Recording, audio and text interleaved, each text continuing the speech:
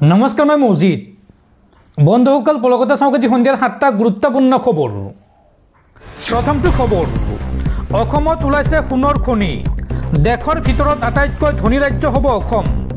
অসমৰ মাটিৰ তলত ওলাইছে অতি মূল্যৱান সোণ আৰু খনিজ সম্পদৰ ভাণ্ডাৰ অসমৰ কেইবাখনো জিলাত পোৱা গৈছে খনিজ সম্পদৰ ভাণ্ডাৰ দেশৰ ভিতৰতে আটাইতকৈ ধনী ৰাজ্য হ'বলৈ গৈ আছে আমাৰ অসম সোণৰ অসম সঁচাকৈ এইবাৰ সোণৰ হ'ব অসমৰ মাটিৰ তলত ওলাইছে অতি মূল্যৱান খনিজ সম্পদ আৰু সোণৰ ভাণ্ডাৰ আৰু এই তালিকাত আছে অসমৰ ধুবুৰী জিলা গোৱালপাৰা সোৱণশিৰি গোলাঘাট কাছাৰ নগাঁও আৰু কাৰ্বি আংলং এই জিলাসমূহত পোৱা গৈছে খনিজ সম্পদৰ ভাণ্ডাৰ এই খনিজ পদাৰ্থই সলনি কৰিব অসমৰ অৰ্থনীতি জিঅ'লজিকেল সাৰ্ভে অফ ইণ্ডিয়াৰ সমীক্ষাত প্ৰকাশ পাইছে এই ডাঙৰ তথ্য সন্ধান লাভ কৰা খনিজ সম্পদসমূহৰ ভিতৰত বিশেষভাৱে আছে ৰেয়াৰ আৰ্থ এলিমেণ্টছ এইসমূহৰ ভিতৰত গ্ৰেফাইট ভেনাডিয়াম লিথিয়াম কোবেল্ট আদি ধুবুৰী গোৱালপাৰা কাৰ্বি আংলঙত অমূল্য খনিজ সম্পদৰ সন্ধান লাভ কৰা গৈছে বা সন্ধান লাভ কৰিছে ধুবুৰীৰ চান্দৰডিঙাত পোৱা গৈছে 18.29 মিলিয়ন মূল্যৱান খনিজ পদাৰ্থ নগাঁও আৰু কাৰ্বি আংলং জিলাত পোৱা গৈছে স্ফটিক আৰু চিলিকাৰ সন্ধান সোৱণশিৰি নদীৰ বুকুত সোণৰ সন্ধান লাভ কৰিছে সমগ্ৰ উত্তৰ পূবত মুঠ 38টা খনিজ সম্পদৰ ভাণ্ডাৰ লাভ কৰিছে ভূতাত্ত্বিক বিভাগে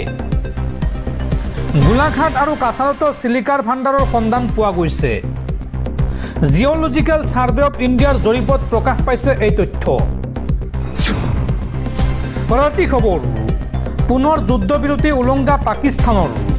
এইবাৰ আফগানিস্তানত ভয়ংকৰ এয়াৰ ষ্ট্ৰাইক পাকিস্তানৰ আৰু পাকিস্তানৰ ভয়ংকৰ আক্ৰমণত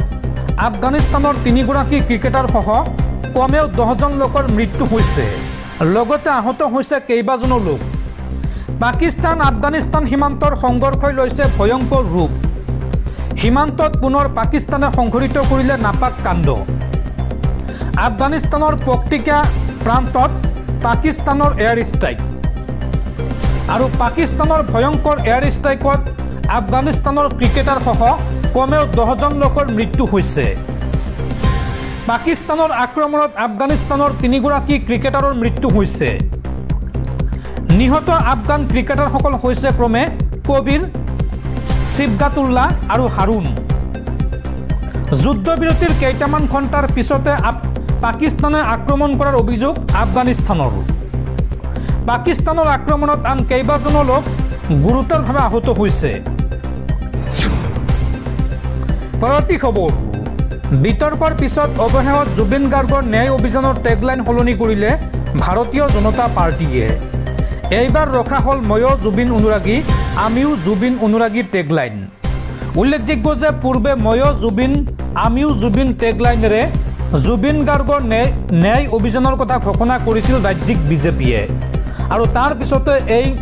টেগলাইনক লৈ ৰাজ্যজুৰি বিতৰ্কৰ সৃষ্টি হৈছিল তাৰ পিছতে অৱশেষত এই টেগলাইন সলনি কৰিবলৈ বাধ্য হ'ল ভাৰতীয় জনতা পাৰ্টি দৰ্শকসকল আৰু বহুতো গুৰুত্বপূৰ্ণ খবৰ আছে তাৰ আগতে আপোনাক জনাওঁ যে যদি আপুনি এতিয়ালৈকে এইটো ভিডিঅ'ত লাইক কৰা নাই তেন্তে এতিয়াই ভিডিঅ'টোত লাইক কৰি দিয়ক আৰু এনেকুৱা ধৰণৰ ভিডিঅ' মই নিতৌ চাবলৈ চেনেলটো ছাবস্ক্ৰাইব কৰি কাষত থকা বেল আইকনটো প্ৰেছ কৰি ৰাখক পৰৱৰ্তী খবৰ জুবিন গাৰ্গে ন্যায় নাপালে বিধায়ক পদ ত্যাগ কৰিব বিধায়ক অখিল গগৈয়ে বিধায়ক পদ ত্যাগ কৰি জুবিন গাৰ্গৰ ন্যায়ৰ দাবীত আন্দোলনত জঁপিয়াই পৰাৰ হুংকাৰ বিধায়ক অখিল গগৈৰ জুবিন গাৰ্গে ন্যায় নাপালে বিধায়ক পদ ত্যাগ কৰিব অখিল গগৈয়ে ন্যায় নাপালে ৰাজনীতি ত্যাগ কৰাৰ ইংগিত অখিল গগৈৰ জুবিন গাৰ্গৰ ন্যায় প্ৰাপ্তিৰ ক্ষেত্ৰত বিধায়ক অখিল গগৈৰ ডাঙৰ ঘোষণা বিধায়ক পদ তথা ৰাজনীতি ত্যাগ কৰি আন্দোলনত জঁপিয়াই পৰাৰ হুংকাৰ অখিল গগৈৰ কোনদিনাখন বিধায়ক পদ এৰো ঠিক নাই এই বুলি ৰাজহুৱা মঞ্চত মন্তব্য কৰিছে অখিল গগৈয়ে জুবিন দাই ন্যায় পাবই লাগিব দোষীসকলক শাস্তি দিবই লাগিব এই মন্তব্য বিধায়ক অখিল গগৈৰ পৰৱৰ্তী খবৰ ৰাজ্যত পুনৰ হ'ব এনআৰচিৰ পুনৰীক্ষণ NRCৰ পৰা বাদ পৰা 19 লাখ মানুহ প্ৰকৃতাৰ্থত কোন আছিল এই সন্দৰ্ভত গুৰুত্বপূৰ্ণ ৰায়দান দেশৰ উচ্চতম ন্যায়ালয়ৰ ৰাজ্যত পুনৰ হ'ব NRCৰ পুনৰীক্ষণ NRC পুনৰীক্ষণক লৈ উচ্চতম ন্যায়ালয়ৰ ডাঙৰ নিৰ্দেশনা বৰ্তমান যিখন NRC প্ৰস্তুত হৈছে সেইখন যথেষ্ট ত্ৰুটিপূৰ্ণ যেহেতু NRCখন এতিয়া চূড়ান্ত হোৱা নাই সেয়া যিখন NRC হ'ব সেইখন ত্ৰুটিমুক্ত হ'ব লাগিব NRCৰ পুনৰীক্ষণৰ বাবে প্ৰাক্তন সমন্বয়ক হিতেশ দেৱশৰ্মাই উচ্চতম ন্যায়ালয়ত দাখিল কৰিছিল লেখ আবেদন আৰু পূৰ্বৰ NRCৰ পৰা 19 লাখ মানুহ বাদ পৰিছিল কিন্তু বাদ পৰা এই 19 লাখ মানুহ কোন যেহেতু অসম এখন সীমামূৰীয়া ৰাজ্য গতিকে অসমত বহু অবৈধ অনুপ্ৰৱেশকাৰী আছে এখন ত্ৰুটিমুক্ত NRC হোৱাটো ৰাষ্ট্ৰীয় সুৰক্ষাৰ দিশৰ পৰা অত্যন্ত জৰুৰী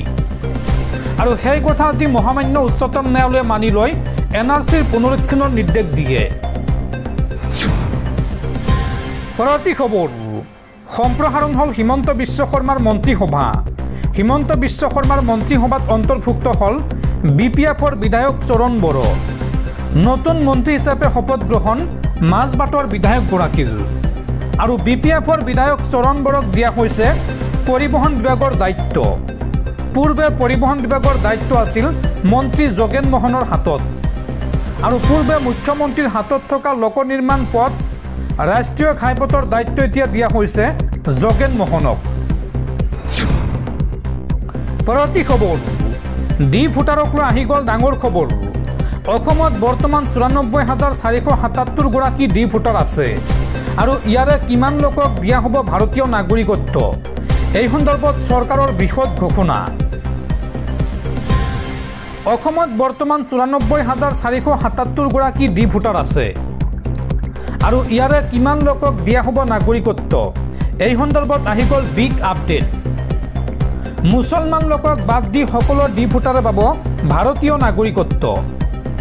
মুছলমানক বাদ দি কোন কোন ধৰ্মাৱলম্বীয়ে পাব ভাৰতীয় নাগৰিকত্ব চাওঁ আহক মুছলমানক বাদ দি শিখ পাৰ্চী জৈন খ্ৰীষ্টান আৰু বৌদ্ধ ধৰ্মাৱলম্বীয়ে পাব ভাৰতীয় নাগৰিকত্ব সুপ্ৰিম কোৰ্ট আৰু ভাৰত চৰকাৰৰ নিৰ্দেশত অসমত ডি ভোটাৰৰ সমস্যা শেষ হ'ব আফগানিস্তান পাকিস্তান বাংলাদেশৰ পৰা জীৱন আৰু ধৰ্ম ৰক্ষাৰ বাবে ভাৰতলৈ আহিছিল যিসকল নিপীড়িত লোক সেই লোকসকলক দিয়া হ'ব ভাৰতীয় নাগৰিকত্ব নিপীড়িত অমুছলমান লোকসকলৰ বিৰুদ্ধে ট্ৰিবিউনেলত চলি থকা ডি ভোটাৰৰ গোচৰ প্ৰত্যাহাৰ কৰা হ'ব অসমত বৰ্তমান মুছলমানৰ লগতে হিন্দু শিখ পাৰ্চী জৈন খ্ৰীষ্টান আৰু বৌদ্ধ ধৰ্মাৱলম্বীৰ মুঠ 94,477 গৰাকী ডি ভোটাৰ আছে আৰু এইসকলৰ পৰা মুছলমানক বাদ দি বাকীসকলক প্ৰদান কৰা হ'ব ভাৰতীয় নাগৰিকত্ব পৰৱৰ্তী খবৰ স্বামীৰ মৃত্যুৰ পিছত মুছলমান মহিলাই পাব স্বামীৰ সম্পত্তি মুছলমান মহিলাৰ সমৰ্থনত এইবাৰ ৰায় দিলে দেশৰ উচ্চতম ন্যায়ালয়ে মুছলমান মহিলাক লৈ ডাঙৰ ৰায় দেশৰ উচ্চতম ন্যায়ালয়ৰ স্বামীৰ 1/4 সম্পত্তি লাভ কৰিব মুছলমান মহিলাই বিধৱা বা নিসন্তান মুছলমান মহিলাই পাব স্বামীৰ সম্পত্তিৰ অধিকাৰ এটা গোচৰৰ শুনানিত এই ডাঙৰ ৰায় দিলে দেশৰ সৰ্বোচ্চ ন্যায়ালয়ে ন্যায়াধীশ সঞ্জয় কৰল আৰু ন্যায়াধীশ প্ৰশান্ত কুমাৰ মিশ্ৰৰ বিচাৰপীঠৰ এই ৰায়দান চান খান নামৰ এজন লোকৰ মৃত্যুৰ পিছত সম্পত্তি বিতৰণক লৈ সৃষ্টি হৈছিল বিতৰ্কৰ আৰু স্বামীৰ সম্পত্তিৰ অধিকাৰ বিচাৰি আইনৰ কাষ চাপিছিল চান খানৰ পত্নী আৰু চান খানৰ পত্নীক সম্পত্তি নিদিবলৈ আদালতত আবেদন কৰে ভাতৃয়ে এই গোচৰৰ শুনানি গ্ৰহণ কৰি মুছলমান মহিলাগৰাকীৰ সমৰ্থনত ৰায় দিলে দেশৰ সুপ্ৰিম কোৰ্টে পৰৱৰ্তী খবৰ 1 টকা দি 2 টকা লোৱা দল BPF BTRৰ উন্নয়নৰ বাবে আমি NDAৰ সৈতে সামিল হৈছোঁ আমাক বিজেপিয়ে মন্ত্ৰিত্ব দিছে আমিও বিজেপিৰ দুজনক ইয়াম দিম BPFৰ বিধায়কক বিজেপি চৰকাৰে মন্ত্ৰিত্ব দিয়াৰ পিছতে এই ডাঙৰ মন্তব্য হাগ্ৰামা মহিলাৰ পৰৱৰ্তী খবৰ আজি কাতি বিহু ঘৰে ঘৰে তুলসীৰ তলত জ্বলিব চাকি শস্যৰ শ্ৰীবৃদ্ধি কামনা প্ৰতিজন চহা অসমীয়াৰ তুলসীৰ তলে তলে মৃগপহু চৰে তাকে দেখি ৰামচন্দ্ৰই হৰধনু ধৰে আজি কাতি বিহু। অসমীয়াৰ বিহু তিনিটি, ৰঙালী বিহু, কঙালী বিহু আৰু ভোগালী বিহু। আহিন আৰু কাতি মাহৰ সংক্ৰান্তিৰ দিনা পালন কৰা হয় এই কাতি বিহু। কাতি বিহুক লৈ ব্যস্ত হৈ পৰিছে প্ৰতিজন চহা অসমীয়া। সকলৰ অপায় অমংগল দূৰ কৰি শস্যৰ শ্ৰীবৃদ্ধি হোৱাৰ কামনাৰে সন্ধিয়া বিহু বুলি ঘৰৰ পদূলিত তথা ভঁৰালৰ সন্মুখত তুলসী ভেটি স্থাপন কৰি এগছি বন্তি প্ৰজ্বলন কৰে